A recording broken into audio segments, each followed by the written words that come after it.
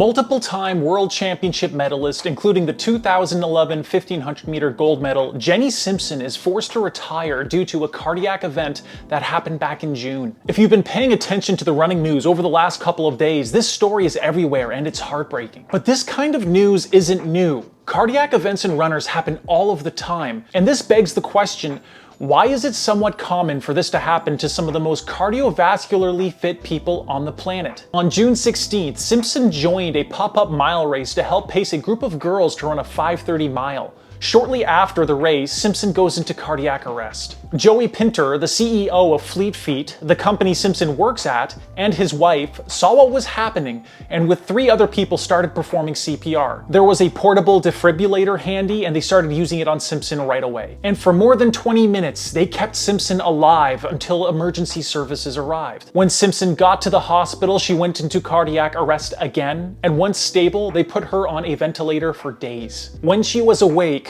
she was informed that she was diagnosed with ARVC, which is a genetic disease that prevents the heart from repairing its right ventricle properly. And when it does so with improper tissue. And without the proper tissue in your heart, you're going to have problems. On the one hand, she is very unlucky to have that condition and collapse like she did. Yet at the same time, she is so lucky to have that cardiac event in front of the people that were there. Not only did Joey Pinter know CPR, his wife Ivy is a pediatric ICU physician. And because their son also has a heart condition, they have a portable defibrillator with them. If this happened anywhere else, Simpson would have been in even more trouble than she already was.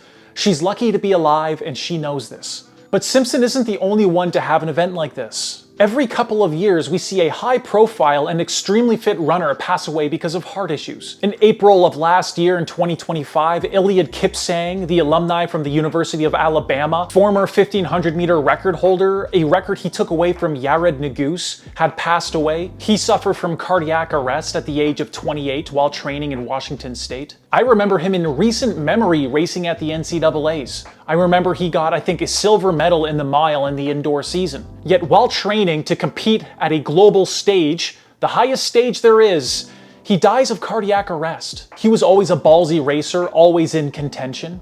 And most importantly, he was one of the fittest people on the planet. In 2011, in Canada, Danny Kassap passed away from cardiac implications the morning after a 10K in Toronto. He was feeling unwell in his race and pulled out.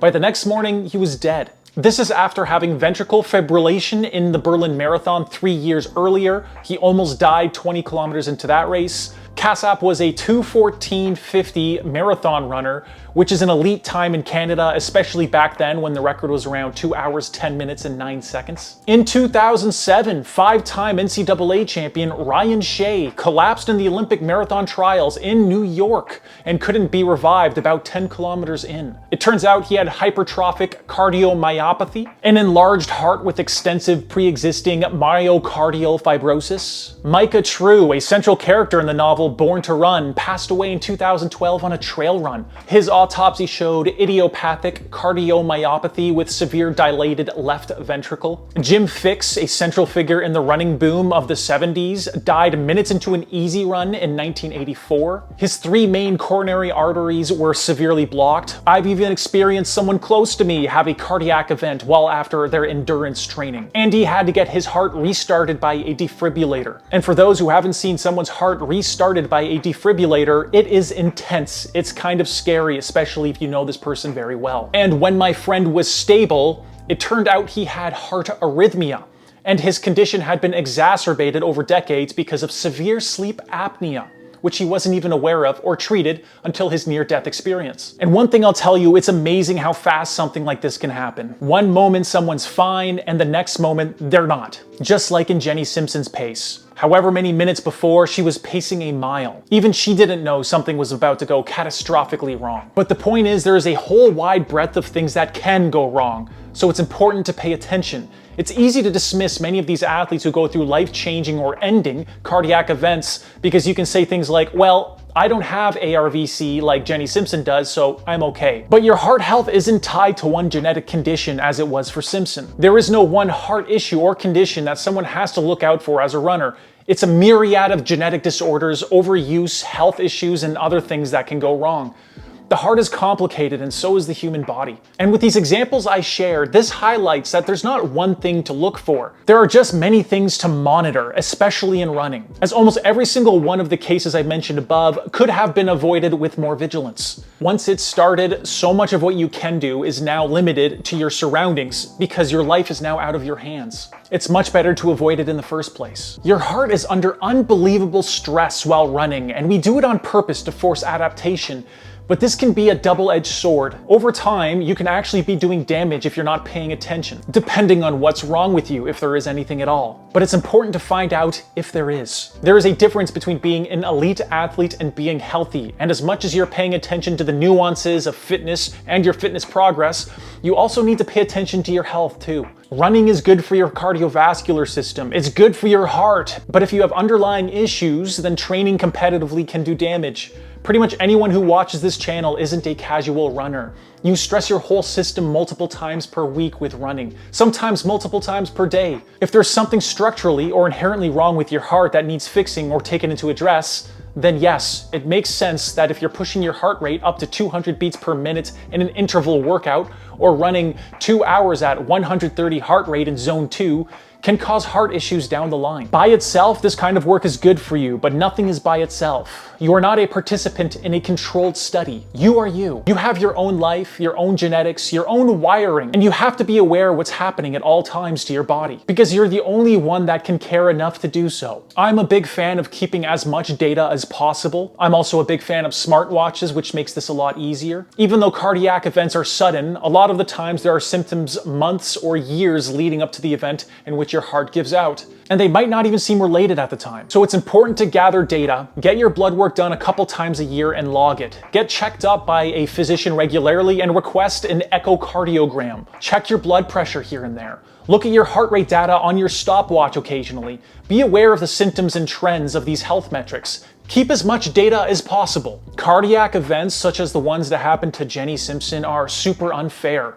But at the end of the day, it's your responsibility to keep as much data and health metrics as possible so you minimize the risk of that ever happening. Even in my own case, I've had to make adjustments for my health over time too. I remember back in high school, I was on a certain medication, and I noticed on my easy runs, or even running in general, whatever intensity, my heart was beating faster and a little irregularly. And I'm lucky I was able to notice because as an athlete, you just are more aware of your body and your heart rate. I remember on the run, I felt for about 2 strides, and I kid you not, maybe 3, my heart completely stopped after beating erratically for a good probably 15-20 minutes beforehand. And in that moment it stopped, I had that very quick thought in my head of, oh, I'm dead.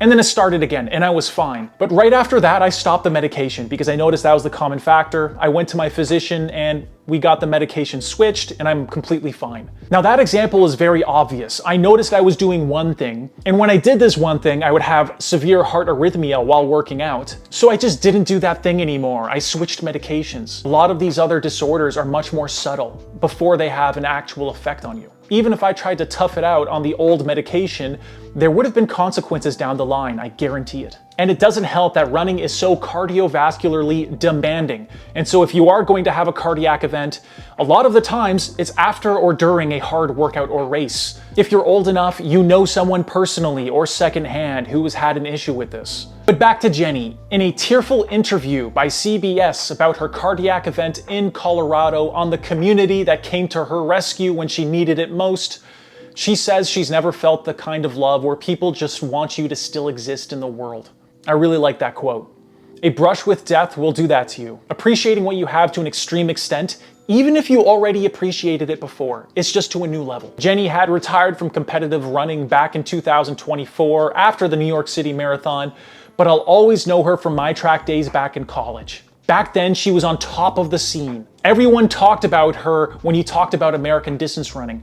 I'll always remember walking into my teammate's dorm, and he would have that iconic look of utter disbelief on her face when she won that 2011 World Championships in the 1500 back in Daegu. She was such a long shot to win that race and was one of those amazing performances that the running gods blessed us with. She was coming off her legendary career at the University of Colorado Boulder, where she won 4 individual NCAA titles, and was the first woman woman ever in the NCAA to break 4 minutes in the 1500, and the third American ever to do it also. And then she got to treat the American distance fans with another 13 years of professional running. She left it all on the table. And that is something to note because that really reflects her character. There's a video by CBS from about 8 years ago where Jenny describes the success and longevity of her professional career beyond the age of 30. She says her spirit in the sport is still young and that she wants to retire with no talent left. Life is cruelly poetic sometimes in giving you exactly what you asked for in the worst way possible. But given her experiences in her amazing career, and that she can still have a relationship with running, though different than before, she's going to give all of her love and energy back to the sport, I guarantee it. Just in a different capacity. Her life is far from over, even though her running days are. I felt it proper to write her running career a little eulogy in this video, as very few people do videos or articles about retired athletes, but she's still far from finished. She is still alive, and her best days are still ahead. And on that note, I'll see you guys next time.